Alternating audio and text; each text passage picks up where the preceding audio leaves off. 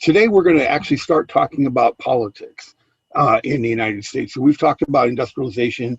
We've talked about, the movement into the West and some talk about historiography. And now we're going to talk about industrialization or about politics. And one of the things about the politics of this era is that it is obscure for us. I mean, this era between 1870 and say 1915 or so is obscure for us because the issues that happened during that time weren't big issues like what happened before the Civil War. The Civil War, they had issues like the tariffs, and they had issues of, can states secede from the Union? Do states have to follow federal law? Slavery, all these things were big issues that we we spend a lot of time talking about in American history. But the latter part of the 19th century, we don't spend that much time talking about. And so it's kind of a political black hole in a way, all right? But there's a couple of different reasons for that, which I'll talk about as we go into it. This era is going to be called the Gilded Age. Does anybody know what gilded means? Gilded means coated, right? Coated, exactly. So coated in gold, say, for example, right? So there was, if you had like a gilded chair, right? The gilded chair could be made out of cheap wood and painted over, and then it's got a little gold leaf, or not just gold paint on it. It makes it look like it's gilded, like it's actually got gold on it, but it doesn't necessarily have to have gold on it, right? It could be just gold paint or whatever.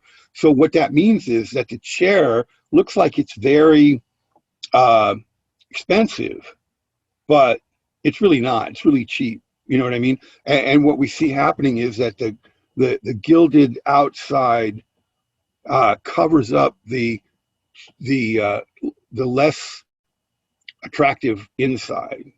Okay, and that's what we see with American life during this era, because it's an era of rapid industrialization. So we're going to see some people become incredibly wealthy, right? We're going to see some people in the United States become more wealthy than the Emperor of China. But we'll also see massive amounts of people who are living in poverty and being exploited at the same time. So there's this era of not just income inequality, but really mass inequality, and that creates social upheaval. I think this is a good illustration of the era where you have the millionaires here at the top, Fields, Goulds, Vanderbilt, and they're sitting on top of their millions, and they're being held up by the workers who are making $3 a week or $11 a week, something like that. Okay, this is the kind of the flavor of this era in American politics, and it's in American history, I should say.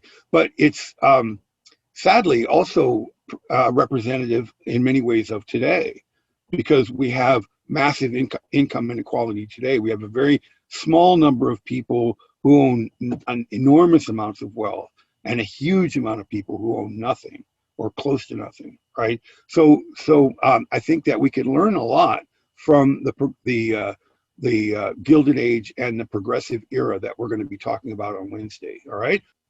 Well, going back to then saying that politics was not something that we spend a lot of time thinking about, we have to look at how did people consider the government, right? If I ask you, what's going on in the government today?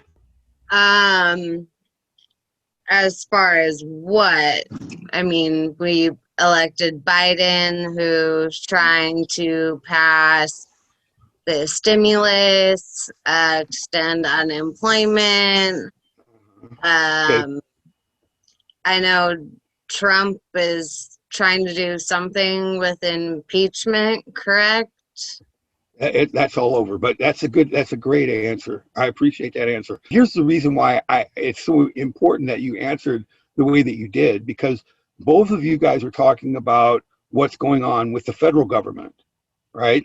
So when I say the government, you think the national government. But at the time we're talking about in the 1860s, 70s, and 80s, if I said the government, you wouldn't think about the national government. You would think about your local government. So it would be the city government, the county government, maybe the state government, but the federal government, you knew there was one, but it was far away. It really didn't have that any influence on your life. Okay. How many of you guys know who the mayor of San Diego is? Kevin Falconer. Todd Yeah, Gloria? see, that's the old one. Yeah, the new one. So, but see, you guys are not sure. And how many of you guys know who represents you on the city council? You don't know, right? So it's really the opposite of that period of time where in that time you knew who was your representative on the city council. It was close to you. And if you really think about it, it makes more sense, because if there's a pothole in your street, you're not going to call President Biden and say, look, I need somebody to come and fix my pothole, right? You're going to call somebody in the city, right? And so the local government is the government that has more influence on your life than the national government. You guys get what I'm saying? We'll talk more about that as we go through the course here. But the main thing is to understand that at that time, the national government wasn't the big government, and it doesn't become the big government until really it starts during World War I, and it becomes kind of we start to see the beginnings of it in a big way during the Great Depression and World War II. We'll talk more about that again as we go through the course. But the point that I'm making is that that the government wasn't really engaged in big issues or big issues that people really thought about very much. And the issues that it was engaged in were kind of minor compared to the things that had happened before.